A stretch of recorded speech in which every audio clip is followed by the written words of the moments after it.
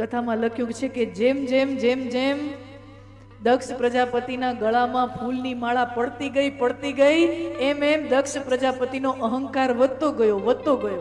આ માળા છે ને બહુ અઘરી વસ્તુ છે. આ માળા બહુ અઘરી વસ્તુ છે. ગળામાં પડે ને એટલે અહંકાર આવી જાય. તો આપણે તો દીકરીના લગ્ન કરાવવા હોય તો તેનું ખાનદાન જોઈએ, મા બાપ કેવા, દાદા કેવા, કુળ કેવું. અને અહીંયા તો શિવજીનું તો કોઈ કુળ જ ન મળે. આમ તમે જો વિષ્ણુ ભગવાન એનો ઠાઠ બાઠ એવો હોય ને કે ગમે એ દીકરી દે, સોનાના મુકુટ પહેર્યા હોય,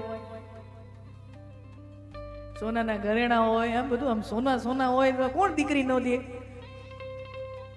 ભગવાન રામ, ભગવાન કૃષ્ણ બધાની દીકરીઓ દેવા તત્પર હોય ને. નાના રામ જેવા જમાઈ કોને મળે? અને કૃષ્ણ ભગવાનને દ્વારકાનો વેદ માંડ થયો તો ત્યાં કોઈ દે એમ નહોતું, તો પણ તો લઈ આવ્યા, એ પોતે લઈ આવ્યા. અને પછી લાઈન લાગી દ્વારકા, સોનાની દ્વારકા જોઈને પછી લાઈન લાગી દીકરીઓ દેવાની. પણ આમ શંકર ભગવાનનું તમે આખું ચરિત્ર જુઓ, કોઈ પણ કન્યા હોય, કન્યા વરયતે રૂપમ. જોજો આપણા શાસ્ત્રો શું કહે છે, માણા લગ્ન કરે તો શું જોવે? કન્યા વરયતે રૂપમ. કન્યા છે ને એ પુરુષ રૂપાળો કેવો છે ને એ જુએ. કારણ કે 20-25 વર્ષની ઉંમરમાં એટલી જ અક્કલ હાલતી હોય ને, એ કમાશે શું, ખવડાવશે શું, પહેરાવશે શું, એવડી અક્કલ તો લાંબી હાલે નહીં. 20-25 વર્ષની ઉંમરમાં કેવો દેખાય કેવો છે, મારી યાર ફોટા પડાવે તો હારો લાગશે કે નહીં, ત્યારે એટલી જ અક્કલ હોય ને. કન્યા વરયતે, આ શાસ્ત્રો કહે છે કન્યા વરયતે રૂપમ. અને સામે પુરુષ પણ, ઈ પણ સ્ત્રી હોય, પોતાના માટે કોઈ સ્ત્રી પાત્ર જોતો હોય તો એ શું જુએ, કેવી દેખાય છે એટલું જુએ ને. જાજી અક્કલ તો હાલે જ નહીં ને પછી એનાથી વધારે. એ તો જેમ જેમ ઉંમર જાય પછી એમ ખબર પડે કે નાના બીજું જોવાનું હોય. પણ ત્યાં તો ભટકાઈ ગયા હોય.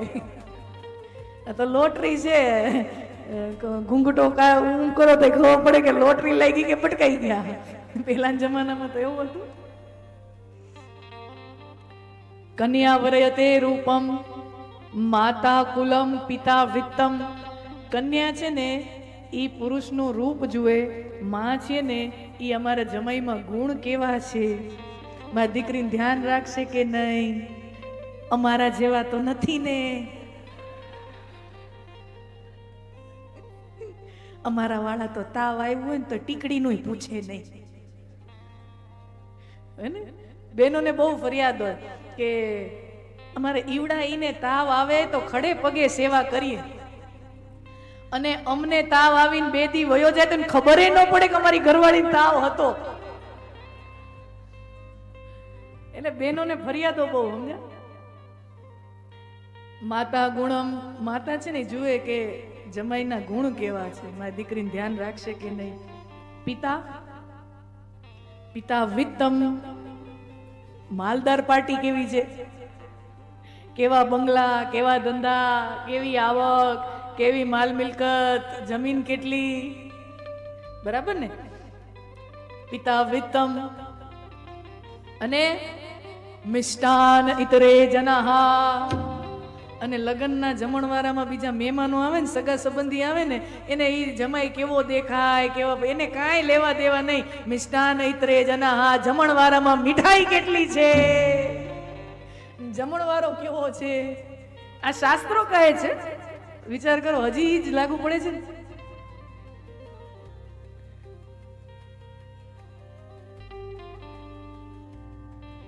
તો કન્યા વરયતે રૂપમ પિતા માતા કુલમ પિતા વિત્તમ.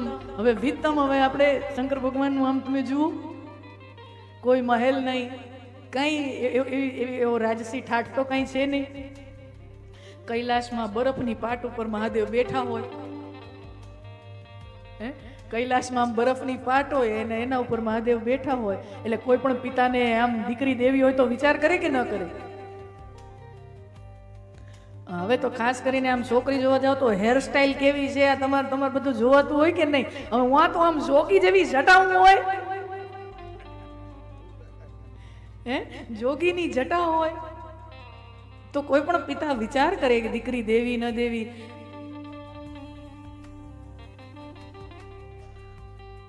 દક્ષ પ્રજાપતિની ઈચ્છા નથી કે મારી કન્યાના લગ્ન શંકર ભગવાન સાથે થાય, પણ બ્રહ્માજીનો આદેશ હતો, લગ્ન કરાવ્યા.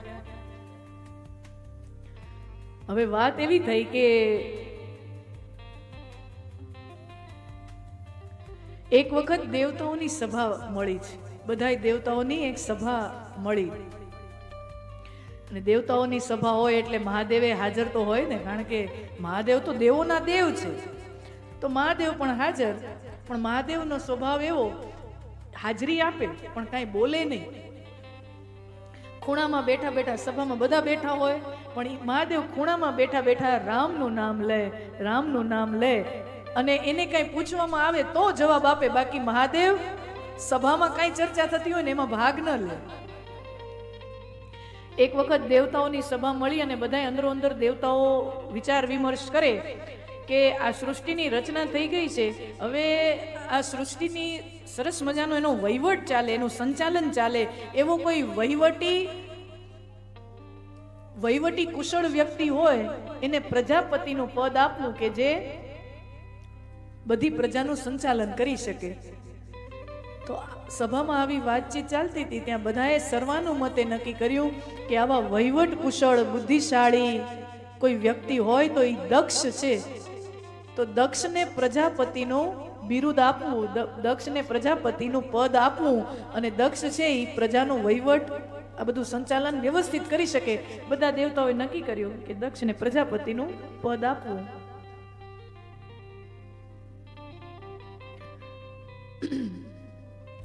સર્વાનુમતે નક્કી થયું. પછી બધાએ દેવતાઓ ઊભા થઈને દક્ષ પ્રજાપતિને બોલાવ્યા અને કહેવામાં આવ્યું તમને પ્રજાપતિનું પદ મળે છે.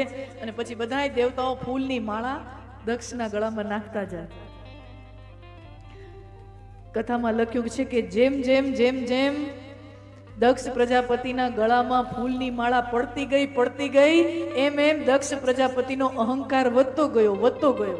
આ માળા છે ને બહુ અઘરી વસ્તુ છે. આ માળા બહુ અઘરી વસ્તુ છે. ગળામાં પડે ને એટલે અહંકાર આવી જાય. એટલે હું તો શું કરું ખબર છે, જેવી નાખે ને એવી મોલા થાય ને માળા માં ફરે ને, કારણ કે બહુ અઘરું છે. આ તમે પહેરી થોડીક વાર પહેરી રાખો ને તો તમને અહંકાર આવી જ જાય. નો આવે એ વાતમાં માલ નહીં ને. માળાઓ ગળામાં પડતી જાય ને એટલે અહંકાર વધતો જાય. એટલે અમે ઘણી વાર ના પાડીએ ને તો પછી હવે યજમાનોના ને બિચારાના ભાવ આ થાય કે ના કેમ પાડે છે, એટલે પછી આપણે હા તમે પહેરાવી દો ને તમે પહેરાવજો, વાંધો નહીં લ્યો. એટલે તમારું મન હચવાઈ જાય. અને આ લૌકિક ભાવ છે. તમારો ભાવ હોય કે ના વક્તા હોય, એ શિષ્ટાચાર છે, વક્તાનું પૂજન થાય એ એક શિષ્ટાચાર છે, આચાર સંહિતા છે. પણ એ પછી વક્તાની પોતાની જવાબદારી હોય ને કે આ માળા જેટલી વાર ગળામાં પડી રહે ને એટલો આપણો અહંકાર વધતો જાય. બળ અધિકાર દક્ષ જબ પાવા, અતિ અભિમાન હૃદય તબ આવા. દક્ષને મોટું પદ મળ્યું, દક્ષને મોટી પદવી મળીને દક્ષને મોટો અધિકાર મળ્યો એટલે દક્ષના અંદર મોટો અભિમાન. બળ અધિકાર દક્ષ જબ પાવા, અતિ અભિમાન હૃદય તબ આવા. નહીં અસ કહું જગ માં જન માહી, બળ અધિકાર પાઈ અભિમાન કછુ નાહી. આ દુનિયામાં એવો હજી સુધી ભગવાન સિવાય એવો કોઈ નથી જન્મ્યો કે જેને મોટું પદ મળ્યું હોય, મોટી પ્રતિષ્ઠા મળી હોય અને એની અંદર અહંકાર ન આવ્યો હોય.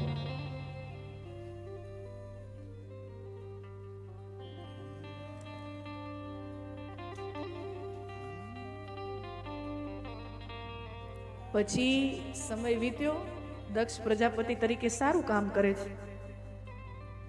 અને પછી વારંવાર દેવતાઓની સભા તો મળતી હોય, દેવતાઓ પણ રિવ્યુ કરે ને કે દક્ષ કેમ બધું કામકાજ બરોબર ચાલે છે કે નહીં.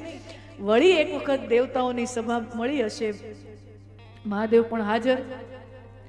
અને હવે દક્ષ પ્રજાપતિ જેવા આવ્યા એટલે આચાર સંહિતા છે ને કે સભાપતિ હાજર થાય ને, કોઈ પણ સભા હોય સભાપતિ હાજર થાય એટલે સભાસદોએ બધાએ ઊભા થઈને એનું સ્વાગત કરવું જોઈએ. બધાય દેવતાઓ ઊભા થયા અને મહાદેવ તો રામ રામ રામ રામ ભજનમાં લીન છે. મહાદેવને ખબર નથી દક્ષ પ્રજાપતિ આવ્યા કે નહીં. અને દક્ષ પ્રજાપતિ આવતા આવતા બધાયનું આમ આવકાર ઝીલતા ઝીલતા આમ જુએ છે. બધાય દેવતાઓ મારા સન્માનમાં ઊભા થયા, પણ મારો જમાઈ ઊભો નથી થયો.